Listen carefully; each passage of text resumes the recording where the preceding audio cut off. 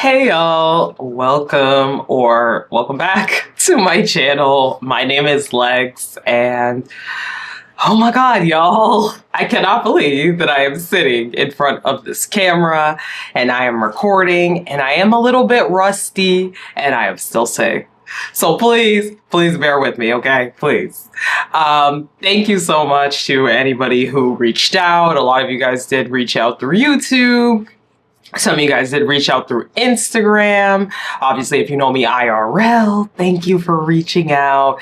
Honestly, thank you guys so much. I'm not gonna bore you guys with all of like my medical things that are going on.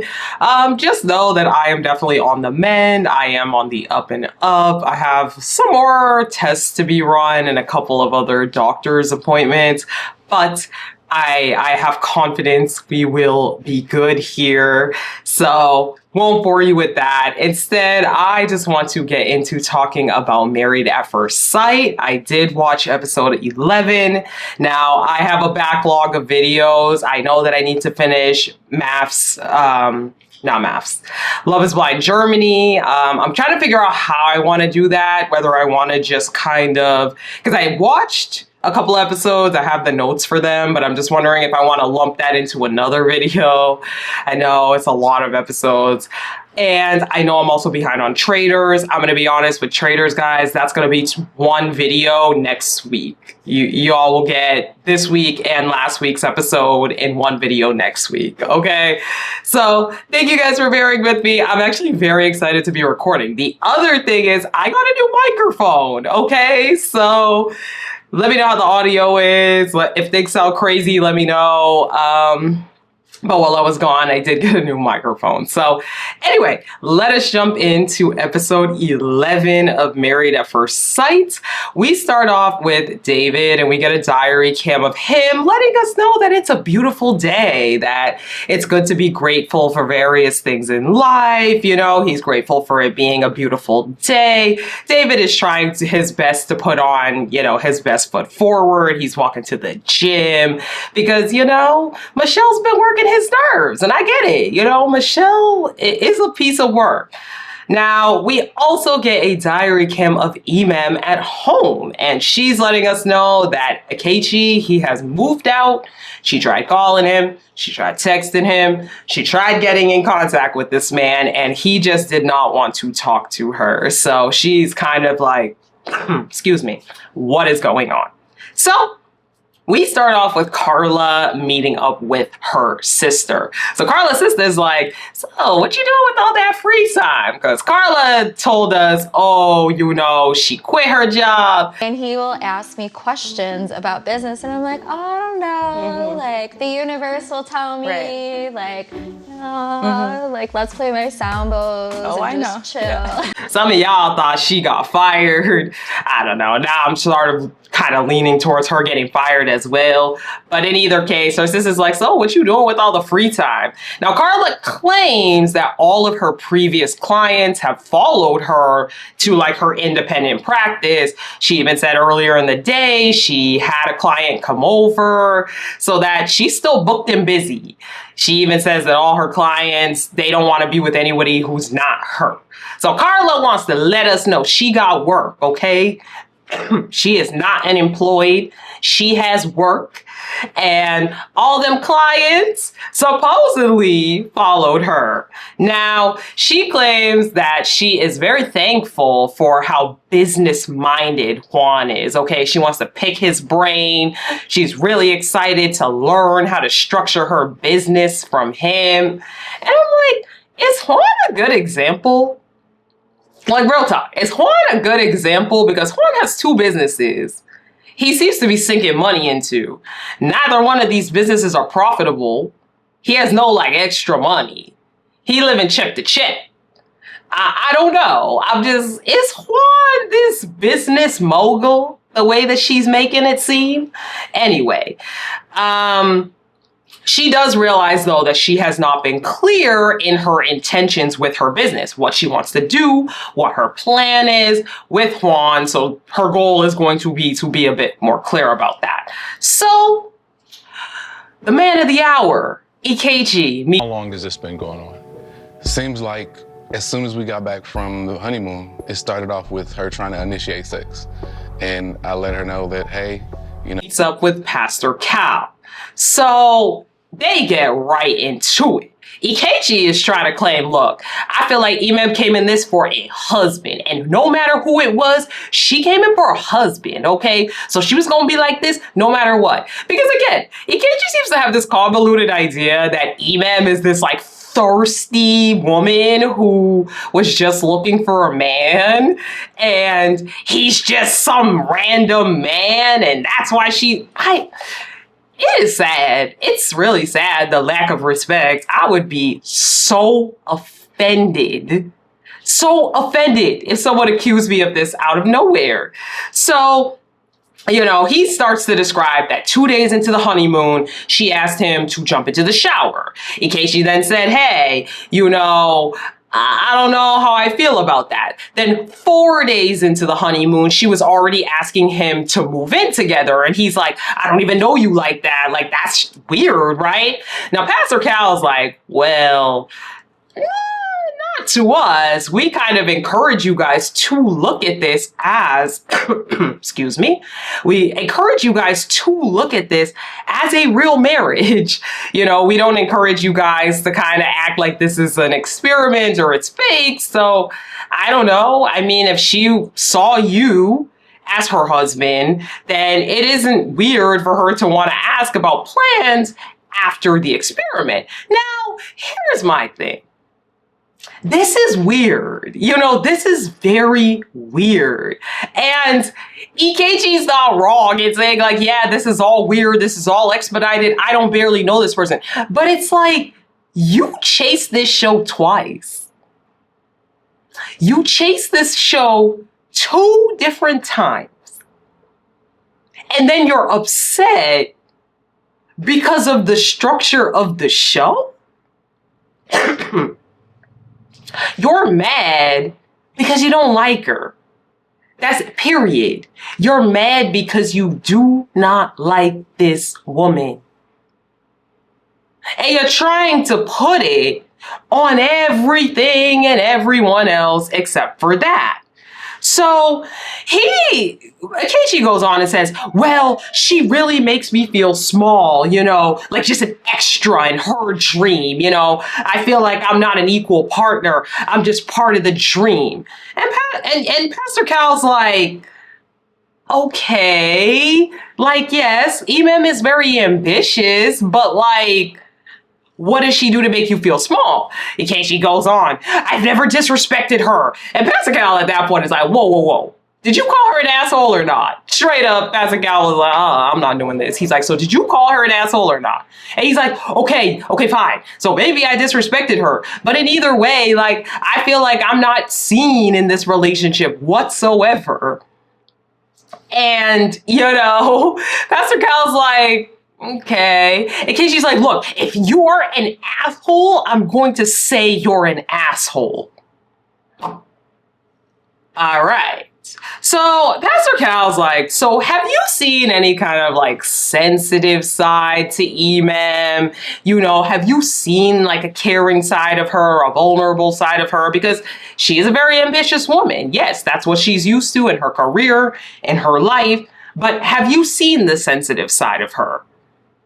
Now, Ikechi does claim he has seen a sensitive side of Emem. He saw that side originally, and he thought that she was a dope person and all of these things. But then it's like, once again, he always comes back into this like, but then the things change with the sex stuff, and I just wanted her to back off. And it's just weird to me because there's so much talk about Emem being this like ambitious, forceful person. And I'm like, what show am I watching? Because I haven't seen it yet. This ambitious, forceful person that doesn't back off, I haven't seen that person. Lex, I have not seen that person. So it's just weird to me what we are watching because everybody keeps on saying this. The experts, Ikechi, and I'm just like, what are we watching? Now, Pastor Cal's like, look, I understand that Imam is ambitious and all of these different things, but it is important for you guys to come together and resolve the conflict that you guys have. Whether or not the marriage works, whether or not you guys go further, it is important to resolve that conflict. So he's like, can you do that? Like, would you be open to that? Of course, Akechi's hesitant because Akechi acts like Imam is gonna jump on top of him and devour him every minute of every day. Dramatic. You know, he acts like that. But, you know, he's like, I mean, I'd be open to it, but the conversation is so much more difficult with her than it is with you, Pastor. Yeah, so we leave that there. Again, Akechi is just so obvious. Akechi is insecure and Iman makes him feel threatened and he can't even stand to sit next to her because he is so threatened by this woman. And that is sad. Anyway, Madison and Allan. So we get a diary cam of Madison. She is describing that they had went to a football game at a bar. They had a date. Everything went well.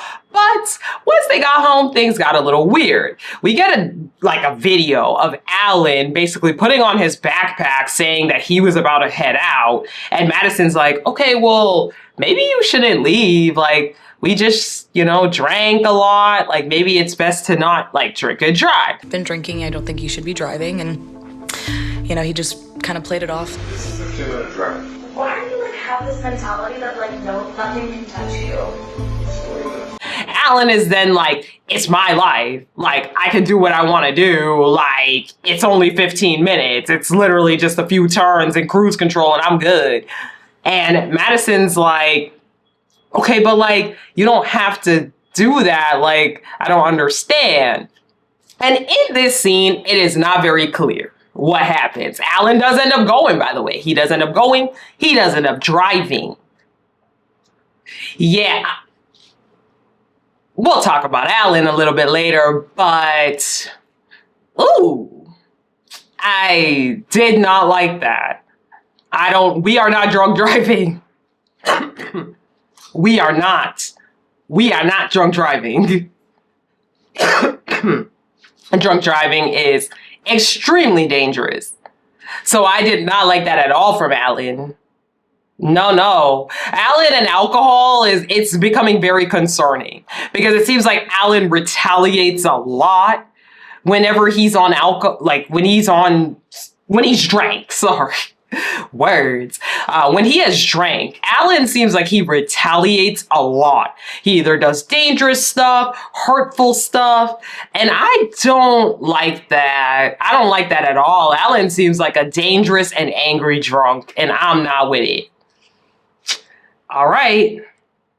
So David and Michelle, they meet with Dr. Pepper. So Dr. Pepper is first saying like, hey, how's everything going? They do both agree that their communication has gotten better. You know, he'll ask about her day. They'll actually talk before bed sometimes. So it does seem like they're just trying to build some kind of friendship. I don't know. Now, Dr. Pepper's like, so that sounds great. Do you guys have any other strides that you've hit? Crickets. I'm like, oh, wow, guys. Wow. So Dr. Pepper's like, okay, David, can you discuss a little bit about maybe your childhood, your background, so Michelle can get a little bit of a better idea of who you are and what you've gone through. So he says that he was in middle school and he was taken out of middle school and he was put into a predominantly white private school. So he was a kid that was always an outcast. He didn't really understand why it happened in the first place. He didn't really fit in with the other students. And this made him feel very, very just out of place and uncomfortable. So Michelle discusses her background as well, and she talks a little bit about being from a small town, how she didn't really have the things that other kids had, that at lunch she would need to have lunch with like different colored tickets and all of these different things. So for her, this idea of feeling like she can't have everything that she wants, it brings her back to those times when she was a kid and they didn't have enough, So for her, Michelle explains that she feels like David is 10 years behind. Like, he's very immature. She feels that he's just not where she's at, and it makes her feel like she's going back to that place. And Dr. Pepper's like, so have you ever tried to reframe your line of thinking with that, though, rather than immaturity? What about it's a moment to kind of like, change things? The immaturity that you talk about is not permanent. It can be changed. She even turns to David. Dr. Pepper is like, so do you, do you feel like you can make changes? David's like, I know I can. I 100% can make the changes. Yeah. So I'm not worried at all. So Dr. Pepper is once again trying to show Michelle, look, like, this guy is not this like disgusting scum under your shoe that is so far beyond your level that he can never get there, that he could, I don't know, you guys are not that far off. And so David does talk about it. He's even like, yeah, honestly, look, if I get this promotion that I'm supposed to get, we're going to be making the same amount of money. He's like, yes, obviously my savings is not there. And I was like, oh, I wish we went deeper into that, because that's been the big question. Does this man have money? Now hearing that he lives at home and he doesn't have a lot of money saved, I don't know, David. That kind of worries me, because what kind of financial decisions are you making? But then again, maybe right now you just don't have enough money, but I don't know. To me, I'm always the kind of person where I'm like, if you live at home, why can't you save anything? Anything. Come on. You don't pay rent. I'm just saying. Anyway. But, he claims that when he gets this promotion, they will be making the exact same amount of money. So, she's like, and so Michelle is like, okay, how many years away from owning a flat do you think you are? And he's like, oh, 1 or 2. She's like, okay. I just don't know. Do I think that Michelle and David are drastically different? I have said this in previous videos. I do not. I really do not. I don't think that Michelle is this pinnacle of elegance and David is this disgusting scum. I don't. I just don't really see it. That being said, I think Michelle wants to live a certain kind of lifestyle that is not necessarily equivalent with the lifestyle that David wants to live. And that does not mean David's a bad person, he's disgusting, he's uncultured, he's any of these things. But I feel like Michelle is looking for some, I don't know, Michelle's looking for Juan. Michelle is looking for a Juan. But I guess a light-skinned black Juan, because remember, Michelle wants a light-skinned black man. So I don't know. I just feel like if Michelle could get that person, maybe she would be happier. I just don't know, though. Michelle, I don't know anymore. I don't know.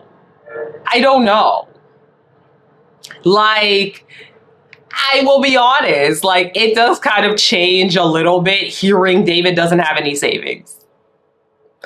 I'm going to keep it a brick with you. It does change when you hear he doesn't really have savings, because it's like, you live at home, so what have you been doing? So, I don't know. And then it's like, okay, you can't say that the savings isn't there, but then she asks you how many years away you are from buying a house, or buying a flat or something, and you say 1 or 2. But you don't have savings, so how would it be 1 or 2? Are you saying 1 or 2 if you start saving right now? Yeah, I have some more questions. All right, Madison and Allan. So, They are in the car, and I almost called him David. And Allan is driving. If I was Madison, I would have been like, I'm driving. Nah, I ain't driving no car with you. I don't trust you no more.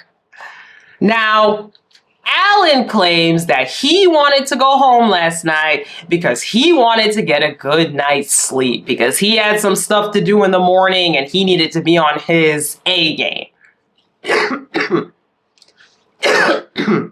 Excuse me. He claimed that he needed to be in the zone, in his zone. Now, Madison says 15 minutes is a long time to be driving. Like, it is dangerous. You really could have hurt somebody. Like, why don't you see this? And he's like, I know my limits. Baby, if somebody tells you they know their limits when they drunk, get out. That person is not a person you need to be near. No way. You can't know your limits when you're inebriated. You cannot know your limits when you are inebriated. Period. You don't realize that your senses are not as sharp until you're there. And it's too late.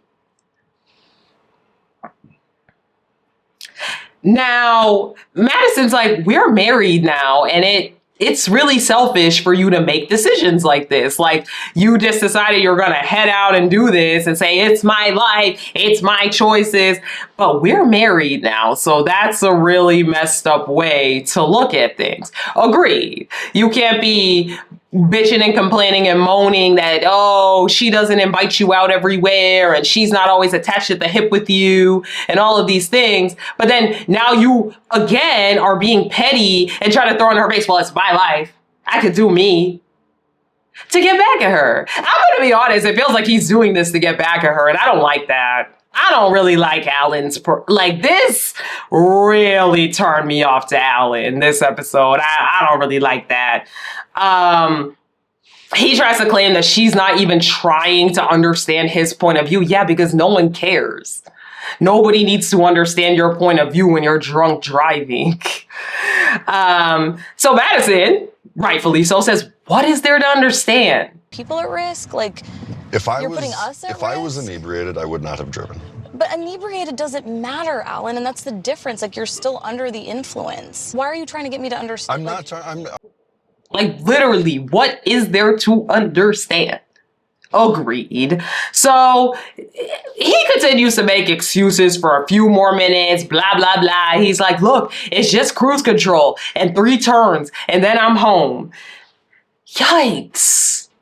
And they go back and forth for a while. They don't come to a consensus, obviously, because Allan is sitting here defending drunk driving. Baby. I don't know. Allan's whole attitude threw me off this episode. Like, what is wrong with him? Like, are you this upset? And Allan, and Madison? Okay. So Emem and Dr. Pia meet up one-on-one. So Emem is telling Dr. Pia that she does not feel like Ikechi is ready for marriage. She said he walked out, he is not responding, she hasn't really heard from him since the dinner, but she definitely still wants to see her husband. And Dr. Pia is like, why do you want to be with him? Like, what is it about him that makes you still want to be with him? Same question, girl. Same question. Emem's like, well, because there's a chance that he hasn't realized that the behaviors he's exhibiting are defense mechanisms for him. And Dr. Peter's like, boom, you hit the nail on the head. Like, that's very true. That is what these behaviors are. Now, Dr. P is like, yeah, so can you lead with that? In conversations, like, when you think about things, because you're very analytical, you like to lead with facts, but can you maybe think about the fact that, it makes him feel very defensive, he gets intimidated, like, can you maybe lead with that? So, things as such. So she's like, okay, where else do you feel like maybe you messed up in all of this that kind of got you guys to this point? And she's like, well, I think it started with the way that I asked questions at the housewarming party. I think that really bothered him. She's like, for me, like, I obviously felt some type of way because having my husband, my man, call me aggressive, that made me feel some type of way. And Dr. P is like, wow, you're really quick to be like, my husband or my man. And she's like, well, he is my husband, right? You don't know each other enough, but you want to say my man, or my husband, my husband. No, I said my husband because he is my husband. He is your husband. It is a fact. It is a fact. So you got a little spicy just now. And she said it a little snappily. But Dr. Pia was like, did you see that? Did you see that though? You got a little testy with me. And Emem's like, it was just facts though. Like, he's my... And she's like, but see, there you go. You have to understand that you said it with a tone. Now, I'm going to keep it 100 with y'all. Yes, I saw where Dr. Pia was coming from. I didn't see it that much. I didn't think Emem was that testy, that snappy. Maybe I need to rewatch the show. But yes, she snapped a little. I'm not going to say she didn't snap at all. But I just feel like, again, I feel like everybody's trying so hard to like prove that Emem is actually really testy and Casey has a leg to stand on. And it's like, I just don't see it. He doesn't like her. And I think that's what the experts, like, I'm sure internally they might know that, but it's like, that's the reality, is this man is not attracted to her. This is not the woman he wanted. So no matter what, he's going to have a long list of problems. So making this woman change everything about her because she's too analytical and fact-based, and that's why it's not working, to me, seems futile. It seems very futile. Dr. P is like, look, so why don't you try sometimes to lead with your feelings? Because sometimes Akechi shuts down because, the facts intimidate him, so try to lead with your feelings and just try to be receptive of his feelings. So now both sides have talked with the experts, Ikechi and Emem, and they're going to talk together later on. Why? I don't know. After this happened, I don't know why the experts didn't just let this man leave. Let him leave. Like, why are we going to try to talk again? Okay. So we have Camille and Thomas and Dr. Pepper. So Dr. Pepper asks Thomas to describe his father, because we know Thomas's father actually passed away. Thomas says that his father was very strict and very disciplined, but he always encouraged Thomas to find a lesson out of every single thing that happens to him. Now for Camille, with her parents, she said that her parents separated when she was 17, and she went into kind of a parentified role for her younger sister. And because of that, she didn't really get to address those feelings or how it felt to have to step into that role. Now, Thomas said out of all of this conversation that seeing this vulnerable side of Camille really did make him feel more intimate with her. And he likes seeing that side because he feels that he's been very vulnerable, but hasn't necessarily seen that same thing from Camille. All right. So Carla and Juan, they go to sushi. And over sushi, they start to talk about Carla's business. So Carla said that she brought a notebook to pick Juan's brain. And Juan probably had like a freaking... Juan was probably turned on, yo. He was probably turned on at the fact that she brought a notebook to pick his brain about business, baby. So Carla's talking about the space. She says during the day, she wants to take clients to do hair styling. And then at night, she wants to have sound bath and Pilates. I see where Carla's coming from, but it feels like Carla wants to do a lot of different things. And I'm just not sure. But okay. Now, Juan's like, okay, so do you think that like maybe other people should have chairs so that way you could franchise it out and maybe you don't have to do everything by yourself? And she's like, okay, I definitely never thought of that. So she writes that down in her little notebook. Now, he's like, do you have logos? Do you have branding? He's like, okay, how about social media content? Have you been making social media content? Are you doing this stuff? Blah, blah, blah. So overall, Carla says she is grateful to have Juan and that he's willing to help her. Cool. I don't have much to say on this. Cool. So Camille and Thomas, they are talking after the meeting that they had with Dr. Pepper. You know, Camille's like, I'm good for one cry a year. Like, oh my God, that was too much. I hate being vulnerable. Now, Thomas does say that he feels like he's been very vulnerable in the marriage. So it was nice to see that side to her. It really does add to their intimacy.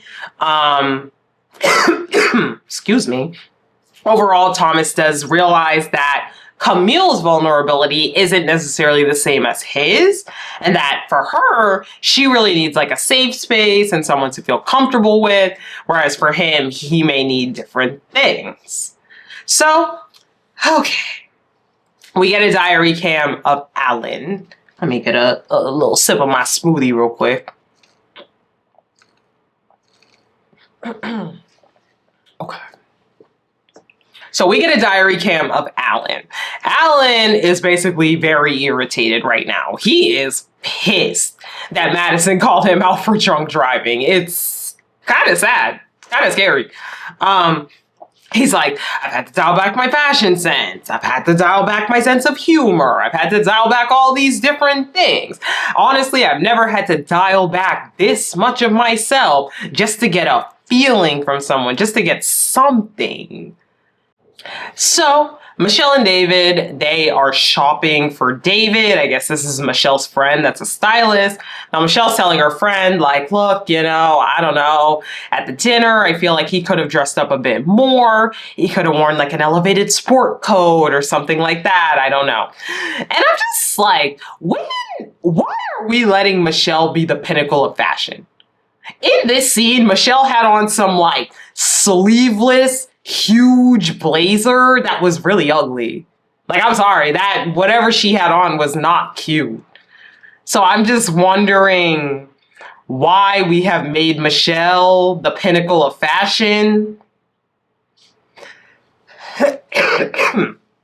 Now, Michelle is also telling her friend that David needs to lose the jorts. Okay. Now, he's trying on these outfits. I ain't gonna hold y'all. These outfits were not that different than the pullover he was wearing. So if that's what you meant, Michelle, you should have just let him wear the pullover. I'm not gonna knock it. Let's give it a look. Let's bring that look to life. I mean, I like it. I think it's trendy. I feel like Drake wears denim on denim. Like, I can see like... And then the elevated sport coat you had him put on at the end was ill-fitted and looked very bad on him. That coat did not look good on him. Next, enough of this scene. Next of this scene. So Allan and Madison, they have their meeting with Dr. Pepper. So Allan lets Dr. Pepper know that he came into the marriage 100% as himself. He's been trying to shift his fashion sense, for instance, to be more presentable for Madison. And he's just really been trying to do all these different things to make things work. Now, Madison says, I mean, I love your effort and like thoughtfulness. And Allan's like, that's great, but like that doesn't bring the spice to a marriage. Like, that's cool. That's awesome that you appreciate those things, but like that does not bring the spice to a marriage. So when are we going to get there? He's like, I don't see any attraction that you have for me. Like, do you have attraction for me? And, you know, he's like, I see you naturally hugging your friends, hugging the girls, and I just don't see that for me. So do you have that attraction? And she's like, oh, well, that's kind of a weird question. she's like, well, I don't know. I mean, I do try to say like that I am starting to see a little attraction there. Like I will try to say you look good or that you look handsome. And Dr. Pepper's like, okay, well, those are some things. So I feel like you do need to see some of those signs because, you know, you guys are both growing out of certain habits and behaviors that you're used to and growing into each other. Okay, I see it and I get it. I don't think Madison's attracted to him. I think the drunk driving thing really, really made her not attracted to him. Okay. So they talk a little bit about childhood as well. Allan talks about how he blurred his childhood prior to the age of 9 out completely because he was dealing with custody battles. He remembered like running at the judges at the court, you know, having to choose which parent was gonna, you know, he was gonna live with, things like that. So Dr. Pepper does ask like, okay, what have you guys shared about your lives? And Madison's like, well, I described my mom a little, but I didn't really like go into detail, but I do feel like if he understood that more, he would understand why I had the reaction I did to him, you know, drinking and driving. And then she does go a little bit more into everything that has happened with her and her mom.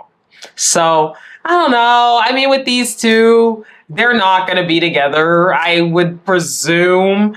I just feel like at best they might be friends.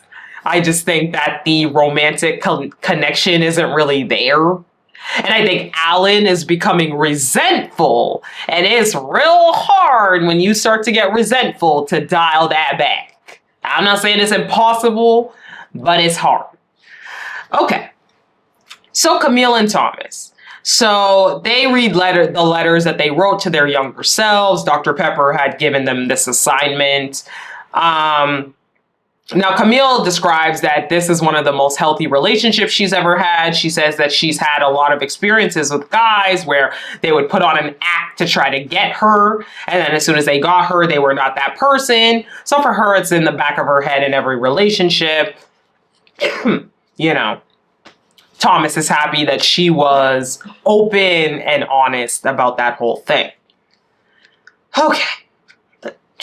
So Juan and Carla, they go to do Pilates with Carla's friend. She wanted to bring him here to give him kind of an idea of what her business would look like. So yeah, they do Pilates. It's fun. And yeah, Juan has a better idea of what she might want to do. Lastly, Emem and Akechi and Pastor Cal and Dr. Pia. Because for some reason on this show, they keep trying to bring these two back together. And I'm just wondering why. So, Emem gets there first. She's talking a little bit with them. As soon as Akechi gets in, stone face, sitting like this. Very angry. Arms crossed. So they ask, where did the conflict start between the two of you? Now, Emem says, I believe the housewarming party. You know, my cousin asked us to give 5 words to describe each other. And, you know, he said I was aggressive and that made me feel some type of way. She's like, however, it was not until we sat in front of Dr. Pia that he had stated that the sexual advances were too forceful. And so Dr. Pia is like, okay, so how did you interpret that? What did that feel like for you? She's like, well, I interpreted it as like, you're doing too much, like back up, you know? So Akechi chimes in and says, I just wasn't comfortable having sex yet. Like, I wanted to protect the sanity of the relationship by taking sex off the table. So Dr. Pia, or one of the two of them, was like, okay, but you put that on the table because you thought that was what she needed. And she interpreted it a certain way because she did not necessarily need that. You decided that she needed that. And he's like, okay, that's true. And they're like, okay, but can you see though how maybe for her, that obviously kind of felt offensive to her because she did not necessarily need that. So Pastor Cal is like, look, you are already KG, Emem, you are science, and they think differently. And sometimes if you are art, it is hard to even communicate what it is that you need. Sure. If you call that gobbledygook and that soliloquies that Akechi be doing art, then sure, Akechi's art. But they need to sit down and discuss what it is that they need from each other. So they're asking them, like, do you guys think you could forgive each other? You know, now that you know there's a miscommunication, now that you know that, you know, you guys maybe don't communicate the best way, can you guys commit to at least just sitting down and like resolving this conflict and figuring out what you need from each other? And Emem's like, oh, I can commit. One another. Is it possible to move forward with more explicit conversations with one another, more direct communication, if we don't have a thorough understanding? Immediately. I'm like, Emem, no thought though, girl. Come on. You ain't gotta act this thirsty though. Yeah, I know you want to be married, sis, but come on. All right. Now, Akechi's like, doing the most as usual. So they're like, okay, so what is it, Akechi? Can you commit? And he's like, well, I'm gonna need her to see things from my point of view, okay? I need you to like ask how my day is sometimes. Like, just let us be. Like, just enjoy the moment. I don't know. He keeps hammering in on this. Oh, just enjoy the moment. Just sit down and do nothing. Okay. Emem's like, okay, like, I'm trying to see what he's asking for and what it is that he needs. You could tell she don't understand. She's like, but can you give me a cheat code? Like, if I'm doing too much, just tell me, like, you know, chill out. Like, you know, just give me a little cheat code, help me out. Because I don't necessarily know all the time if it's too much. And Akechi agrees to that. You know, he's like, yeah, I can do that. So Dr. P is like, what? One more thing. Now, you guys know that in order to work this out, you're going to have to move in together. Akechi lets us know in the confessional he's not thrilled about it. He would be lying if he said he was happy to move in. But he does ultimately agree to move back in with Emem. Why did the experts do this? We could have just ended it. Like, we could have just ended it. Why did they have to come back together? I'm very upset. Now, next week's preview looks very good, y'all. It looks like we are finally going to get some of the cheating, the swapping, the mess. So, I will be here. Okay? I'll be here. But if you made it to this point of the video, that means you liked the video. So I would greatly appreciate if you would consider supporting the channel by liking, sharing, commenting, subscribing. It really helps to get the videos out there and inspires me to keep creating. As I said, I am still catching up. I have not forgot about Love is Blind Germany. Just give me a couple more days with that, and I will figure out how I will finish out the last, I think, 4 episodes that I need to do. Yes. So anyways, thank you guys. I'm so happy to be back. Okay, I really missed y'all. Thank you guys so much, and I will talk to you guys in my next one. Bye!